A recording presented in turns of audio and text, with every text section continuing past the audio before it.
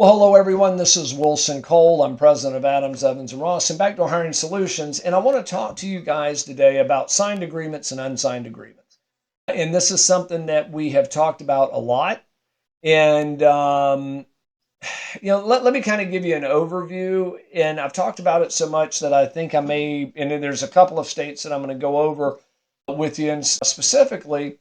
But I think I may have confused a client when we were talking about a state outside of these two states where it's pretty much required. With that being said, half of the companies that come in here for our recruiting client, when they turn over all their paperwork, we don't have a signed agreement. That 50% of the time we don't. We still collect on many of those accounts.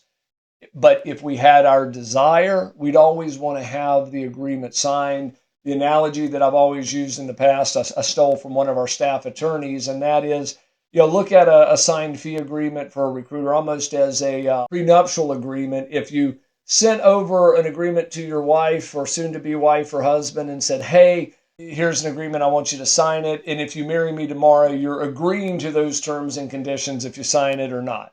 It gives you a level of defense, but it's probably not going to hold up.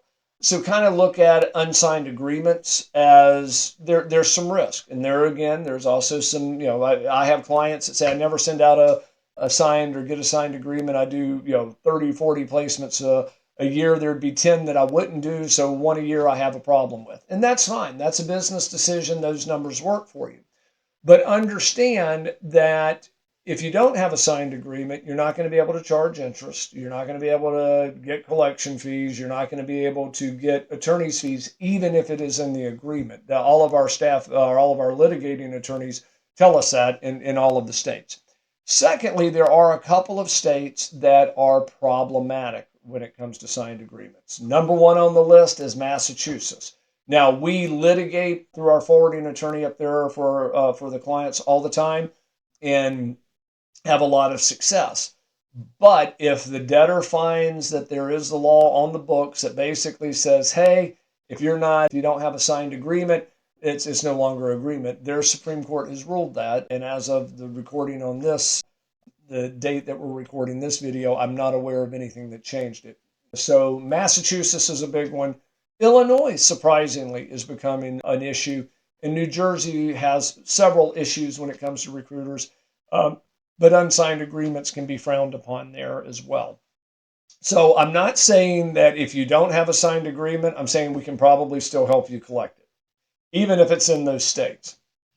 But in a perfect world, you want to get those agreements signed. It's just better business. It's just better practices. A lot of times we deal with franchise staffing and recruiting firms. We deal with independents. Both have their benefits, both have their drawbacks. But I can tell you one thing, that the franchise and the more corporate structured independents that we have is they don't send anybody out there until they get a signed agreement. Now, with that being said, there's reasons from a business standpoint that if you wind up doing more placements that way and it costs you one or two, then so be it.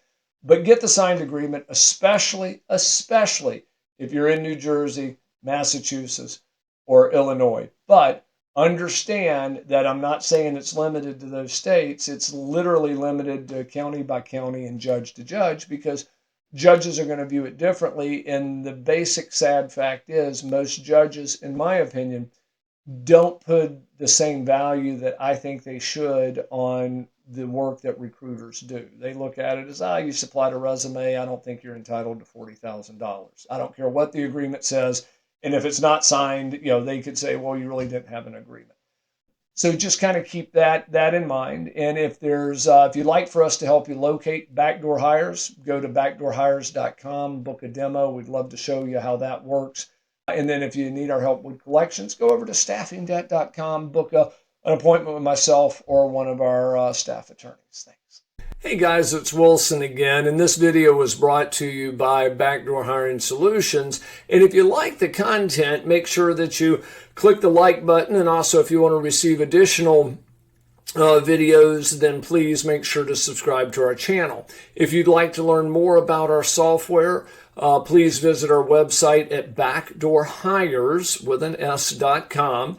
And then also, if you'd like a copy of my free book, The Top 9 Excuses, please click in the video notes below, and there's a link where you can get this book absolutely free. Just simply pay for shipping and handling. Thank you.